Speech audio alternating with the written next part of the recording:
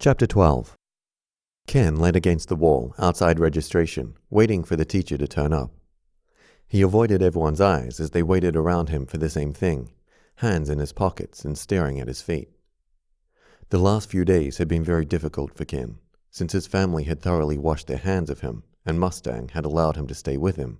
It had not been easy, and it took a long while to adjust to this new life. He still had not yet adjusted. He worried often to himself what he was going to do.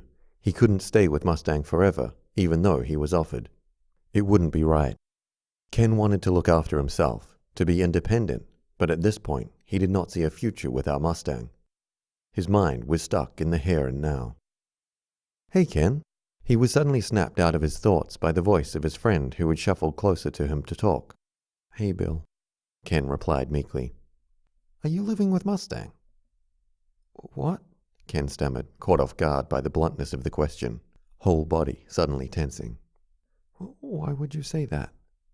"I've noticed you take a different route to college now," Bill answered, tilting his head as he spoke to him. "You come to college almost always with Mustang now. Don't you live with your family anymore?" "Well," Ken began reluctantly, "you see, the truth is—" Mustang suddenly materialized right on cue beside Ken, leaning into him and placing an arm around Ken's shoulders. "The truth is," Mustang finished for him, "we're living together, and we're going out." Ken suddenly choked, suddenly lost for breath, and going bright red, mostly in fury. "What?" "Come on, darling," Mustang teased, tickling Ken under the chin. "You know it's true." Ken shoved him away then, doing so violently, and causing Mustang to almost topple over. "That is not true," Ken snapped furiously, balling his fists. Mustang waved his arms like a windmill as he tipped precariously backwards on his heels, regaining balance before straightening again. "Oh, come on," Mustang spoke, utterly serious. "What about all the things you said last night about how much you loved me?" If it was possible for Ken to go any redder, he did now. He gasped for several moments in utter shock, painfully aware that everyone around them was listening now. That did not happen. That never happened. I swear that never happened." "The more you try to deny it, the guiltier you are," Mustang sneered seductively, threatening to move closer. "Shut up, Mustang," Ken snarled. "You made me feel as giddy as a schoolgirl last night," Mustang continued, adopting a shy pose, putting a finger to his lips, looking timid and resting a toe on the floor, swinging his heel back and forth. "I've never seen such an animal's side before. You were savage. You wouldn't stop even when I said no. And the size. I thought you would tear me apart." Ken could take no more. He strode up to Mustang and grabbed him by the shoulder, gripping as hard as he could, wishing nothing more than to shut him up, but not knowing how. Mustang only stared at him with a calm expression. But even so, Ken could see a smile play about his lips, tweaking the corners of his mouth. "I will kill you for this," Ken spoke through gritted teeth. "I swear." "What is going on here?" Ken tensed then, recognizing the voice of the teacher who stood right behind him. He let go of Mustang swiftly and darted away down the corridor, heading as far away from the teacher and the others who had heard the conversation as possible. He came to be outside, stepping out into the bright day.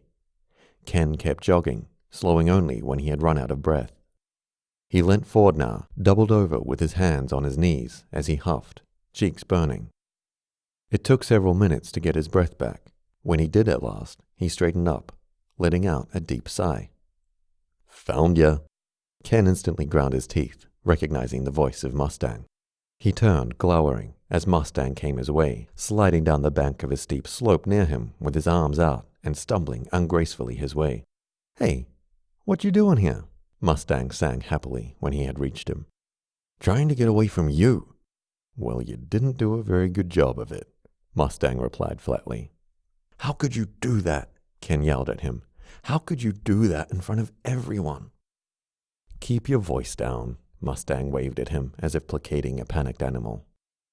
"And anyway, why do you care so much what other people think?" "Because I live in this world with other people." "Yep," Mustang said casually, staring off into the distance and speaking in a bored tone, scratching at the back of his head. Other people are a hassle sometimes. You're one to talk, Ken huffed. You should know better than anyone. Mustang froze, staring intently at Ken. He lowered his hand then, moving closer to him. Ken backed against the wall, staring back at Mustang hard as he trapped him there, arms either side of Ken as he leant forward against the wall. Mustang smirked at him, tilting his head forwards, leaning closer to Ken. I've come to realize, he spoke in a purr, how handsome you are. Stop it, Ken ordered, speaking shortly. You keep telling me that. Why? Mustang whispered, lips hovering over Ken's. You look so cute when you're vulnerable like this. Mustang pulled back slightly, gazing into Ken's eyes. Ken, he breathed, I love you. Ken's heart tightened in his chest and his eyes widened. He clenched his jaw, palms beginning to sweat. How? Ken whispered. How can you say that? Because it's true, Mustang replied without a second's pause. You don't know what you're talking about. Mustang turned his head away suddenly, hearing his name being called.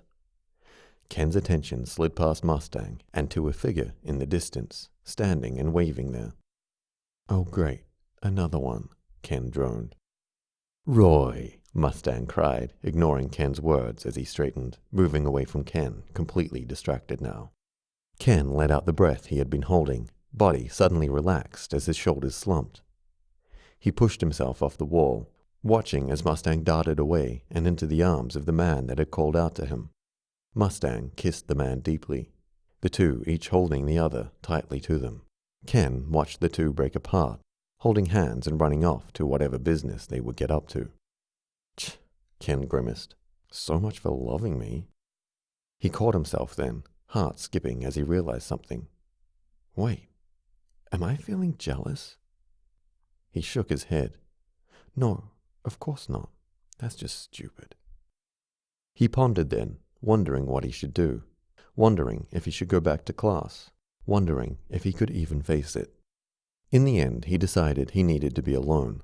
His mind was a scrambled mess, and he felt so conflicted. I must really be changing, Ken realized, staring at his own reflection in the pond beside him. I've never skipped class before. He had come to a quiet place now, after his encounter with Mustang that morning. Ken's wandering feet had taken him out of the college grounds and out of the town altogether. Now he was in the open and peaceful land just beyond the town. There were a few main roads leading to and from the town, but in between were quieter patches where trees grew and little streams ran. Ken let out a sigh, leaning forwards and hugging his knees. He stared with eyes unfocused at the tall grass that grew at his feet, swaying in the light and cool breeze. He felt the tall grass tickle the back of his hands and listened to the little birds calling to one another as they flitted through the air and danced back and forth from the bushes that grew nearby to the branches in the trees and back again. Ken leant back, resting on his back and gazing up at the slow clouds drifting lazily above him.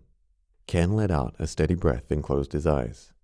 He lay there for hours in blissful peace and serenity, the day around him beautiful and bright.